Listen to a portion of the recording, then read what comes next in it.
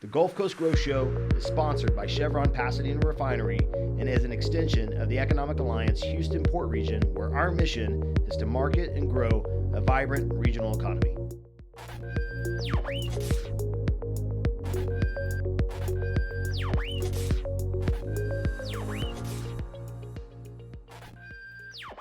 Hey guys, welcome back to the Gulf Coast Growth Show. I'm your host, Jason Lee. My co-host, Zeke Smith, is out of commission this week. All right, so he will not be with us today, but I am joined by Deborah January-Bevers or Bevers? Bevers, and she is the president and CEO of Houston Wilderness.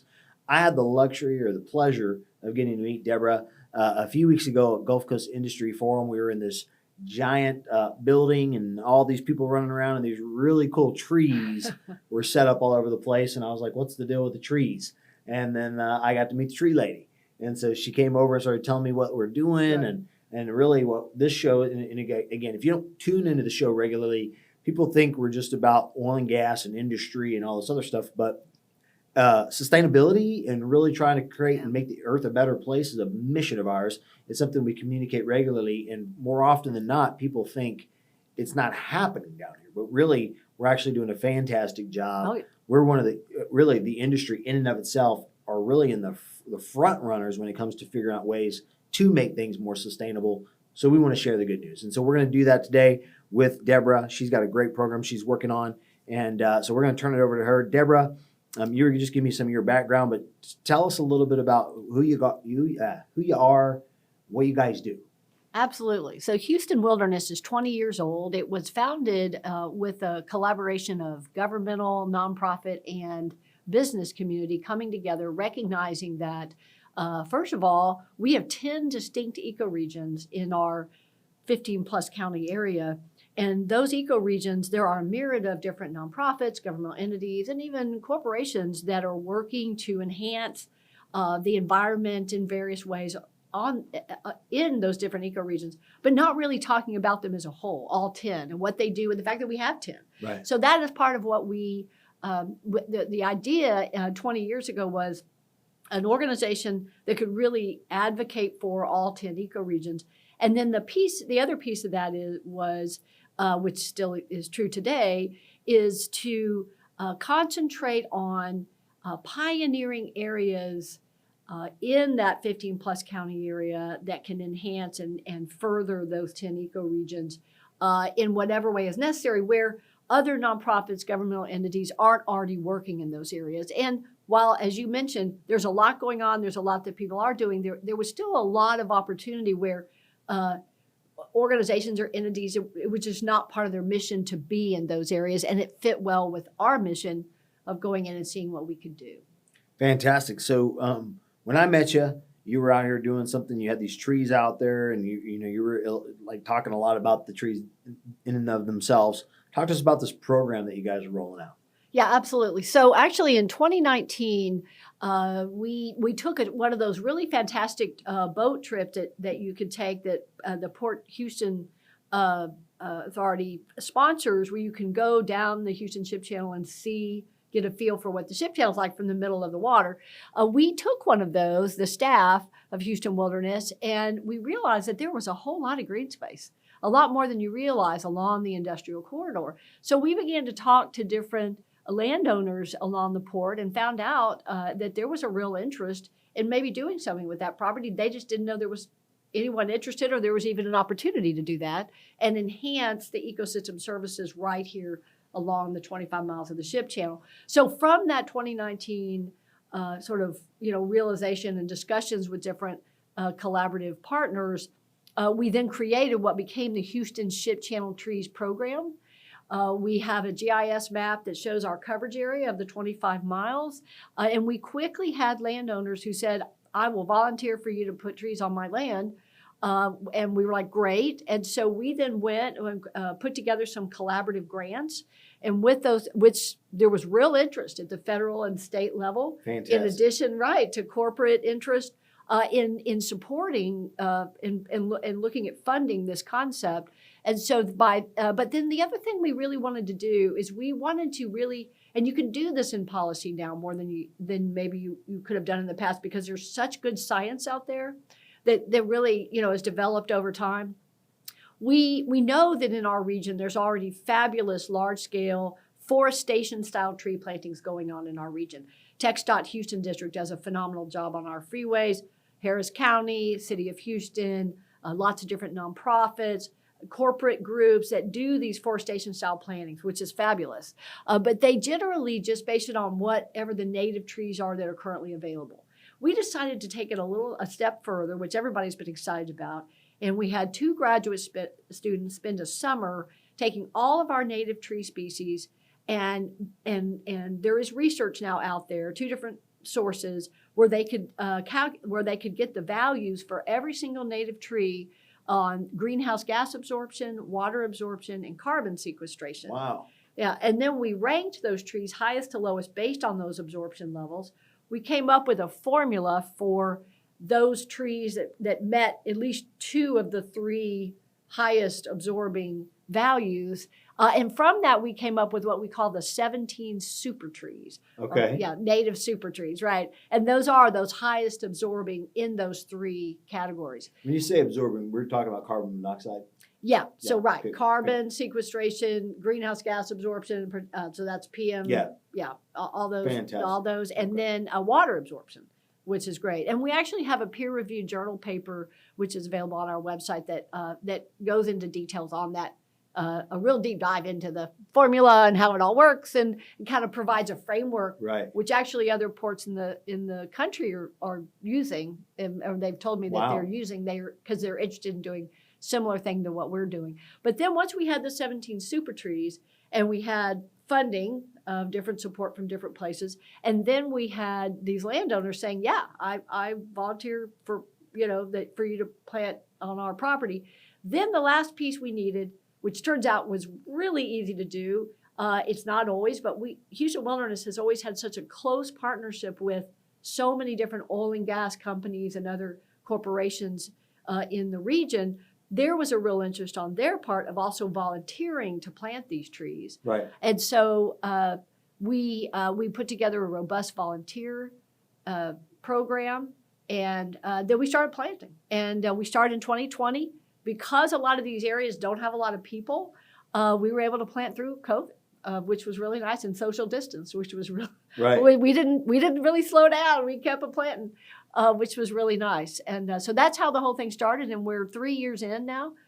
So there are some areas around the port you can go and see some really amazingly tall trees after just 3 years, and then there's other areas that still have that scraggly look that they're going to have the first couple years as they're growing. Yeah, I'm interested. This is just, I'm enthralled with the idea of what you're doing. I think it's amazing. So when you go out to these people and they make the decision to volunteer this land for trees, first question is, why do they, how do they know that like what causes them to give that land up versus put more buildings there or revenue generating products? I mean, so why is this, like, how are they making the determination? And if they do make that determination, once they've signed up to put trees on it, are they free to go tear them down later if they want to build something, or are they kind of agreeing and kind of scouts honoring, like, hey, we're gonna plant those trees and we're gonna let them grow to maturity? Yeah. So those are both good questions. So on the first one, we very much are dependent on what the landowner wants to do. So if it's an area the landowner is comfortable with, yes, we're comfortable with planting trees there. We'd like to have trees there. We think it would be nice to have trees there. Then that's where we go. It's really just up to them if they have the availability. Okay. What we have found is, again, there's more green space than most people realize along the industrial corridor, the ship channel. So a lot of them do have, and they just mow it. So for them, if it means they don't have to mow it, that's kind of nice, and they get trees and their employees can enjoy. Right. That's nice too. But the other really cool thing they get is because we did that research and we're able to put together that formula for our 17 super trees, we are able to provide to the landowner and to the volunteers that come out and plant a chart of all the tree species we've planted, the number of them, and then the value of the water absorption, the greenhouse gas absorption, and the carbon absorption that will take place during the life of the trees while they're there. Wow. So that's a really nice measurable that they get. as in Right. addition to getting the wonderful aspects of trees being Right. there, they get the opportunity to have those metrics, which of course are very important as people, particularly corporations, are looking at zero footprint goals, Right. and that type of So thing. this And so this is aids a in piece their of that. ability as part of Yes. their sustainability programs. Hey, we're bought in and we're doing this and this looks good. And I would imagine I wouldn't even be surprised if someday there's some type of tax subsidies or something that people are going to get for this kind of stuff. Oh, if they don't already absolutely. And exist. in fact, it does exist in Oh, some great. places. Let me mention on that second point, we plant them. We do keep an eye on them. Generally in our region, our trees are very hardy by nature, our native trees, but they need about 2 years of just kind of watching. Like we had a drought this summer and last summer, so they need a little Oh, yeah. extra help with water. If it's a rainy summer, they don't. But we do watch that, and sometimes the corporate landowner will say, "Hey, we'll water it," and if for whatever reason they can't or they don't want to, we will supplement as we need to make Oh, sure. wow. But once after 2 years, those trees are good to go, and that's generally the way every one of our large tree planters in the region, even their contractors, generally only have a 2-year guarantee. Because after that, those trees are usually in good shape, short of something really extreme weather-wise. Gotcha. Yeah. But then once we're done, it's up to the landowner. If they wanted to tear them down the next day, that's their choice. That Okay. They're given and said go. Okay, so they have the autonomy to do that later. but, Absolutely, they do. That would And be I've had a uncool. couple. Well, I mean, we understand though. Yeah. I mean, we're a Right. growing Right. region, so Right, we right. completely Understood. understand. And we have seen in a lot of whether it's again TxDOT Houston District or it's it's other large scale tree planters. Oftentimes, the trees are providing ecosystem services from the moment they're planted. So if they're there 5 years, 10 years, they're doing a lot for the environment, even if they are then, torn down for whatever reason after that. If they can stay and become, that forest for longer, well, that's fabulous. But we understand that, growth is growth. And sometimes, you Right. just have to do those things. Right. The other thing, two things really, that the landowners themselves have become interested in is, this is their land. These are their trees. And a lot of them are, particularly the larger oil and gas companies, international companies that are here in our region, they are very connected to carbon credits and the top There you go. Yeah. carbon registries. And it's up to them, but there's certainly, it's a possibility for them to look at down the road at carbon credits with those trees, which is really Yeah. neat. And then some of them are looking at that and talking about that, which is neat. And then the other neat thing, and actually we were approached about this, so we're continuing to do some research. I've mentioned the ecosystem services that we can value currently and we can do a chart for. But the other really growing area is what they call phytoremediation, where the trees themselves, and this is true of trees all over the world, have a very symbiotic relationship with mycorrhizal fungi. And we actually add some mycorrhizal fungi spores when we do our plantings. And that relationship not only allows the tree to get more nutrients through the use of fungi, it's actually a messaging system between them. And fungi will go out into the soil and get, let's say, iron. The tree says, "I need iron," and they'll go out and get iron. And they bring it to the tree. The other thing that mycorrhizal fungi will do is if there is any like higher level heavy metals that are going to impact the tree, the fungi will actually break those metals down.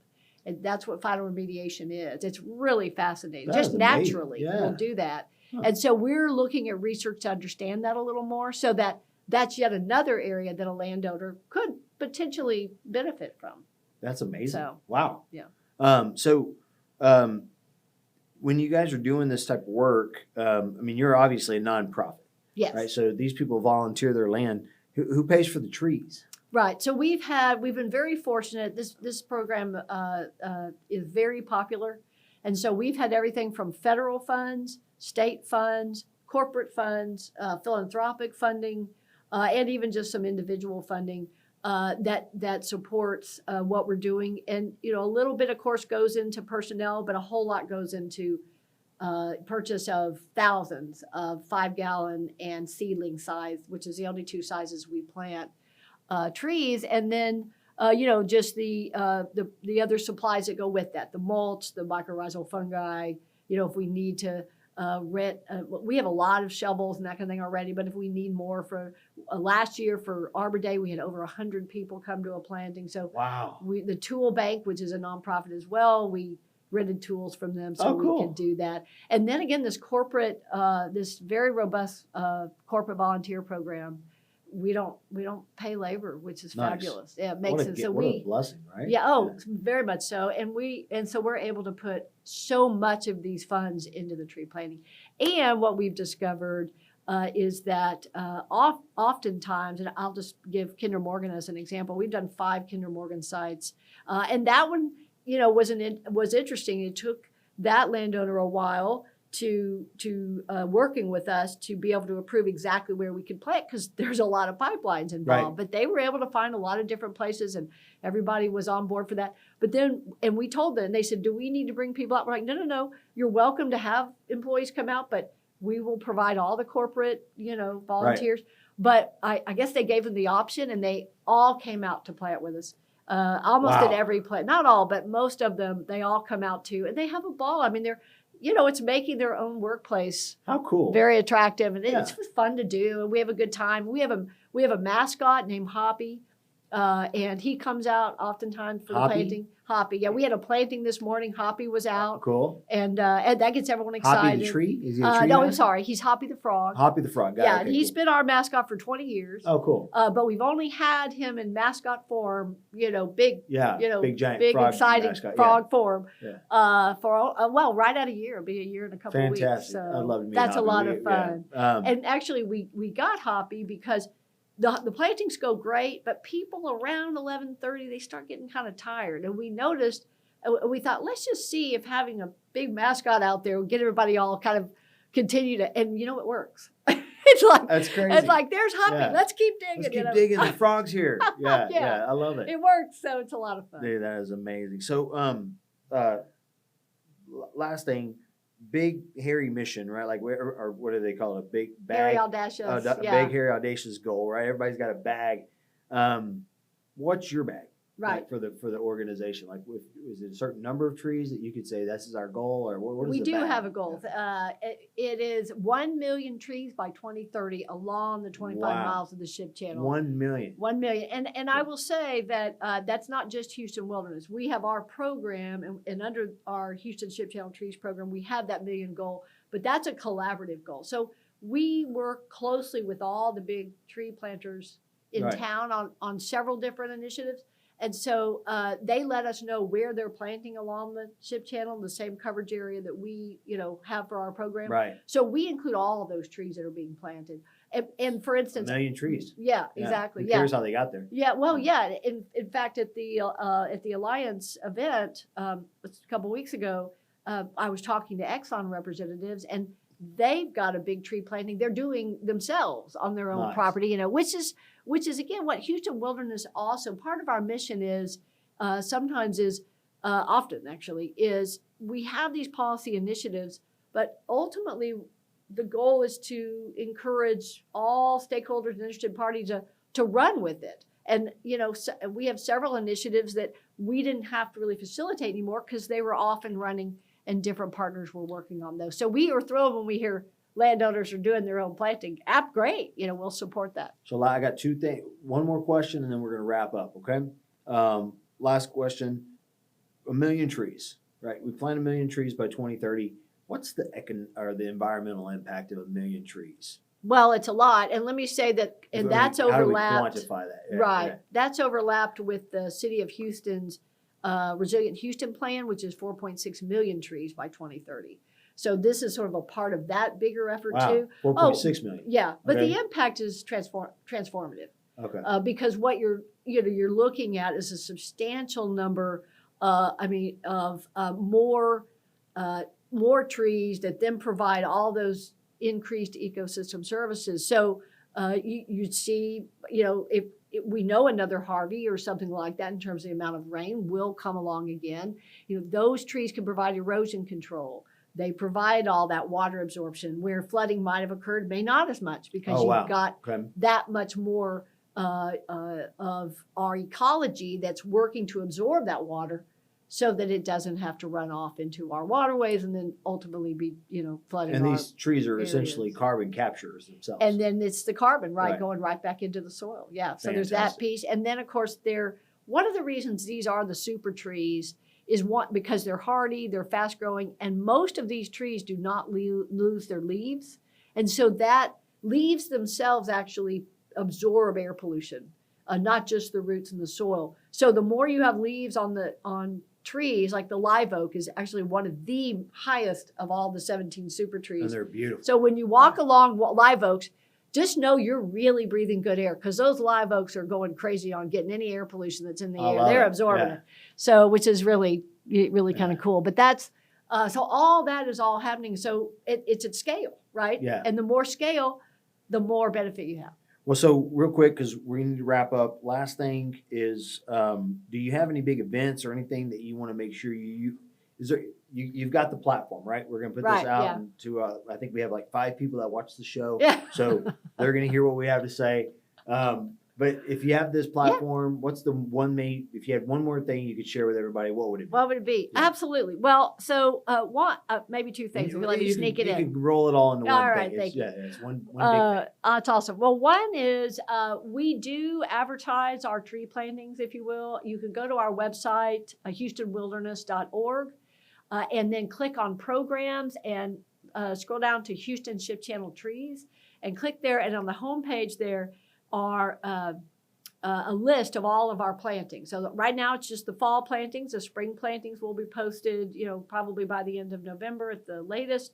And you're welcome to volunteer for any of those. We have a form on that same webpage where you can click on that and fill out that you're interested in planting. If you have a group that wants to plant, you can do the same, or there's also an email address on there. You can email Anna and she'll get you set up specifically for Fantastic. one of the plantings.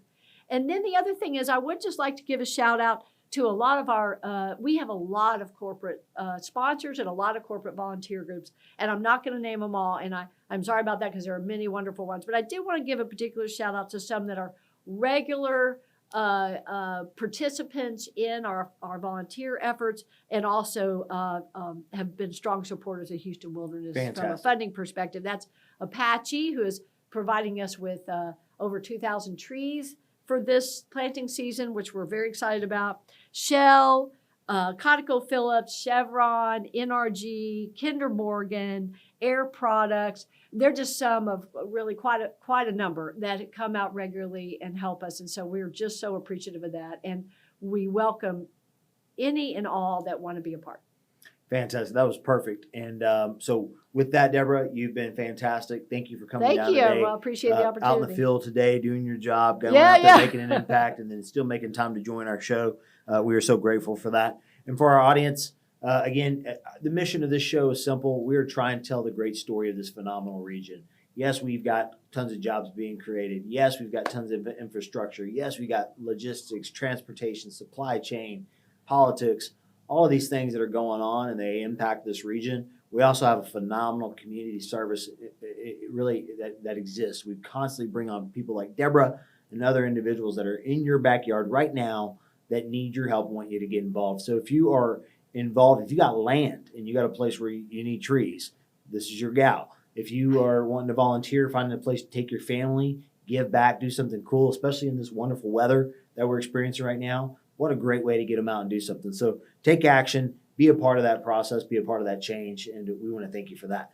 Always, you can tune in, you can give me feedback, reach out to me if you have any thoughts on the show. You can connect with myself or my partner, Zeke Smith, through LinkedIn. You can connect with us if you want to stay in regularly tuned into these shows. You can subscribe to our channel. Go to HoustonPortRegion.com's website.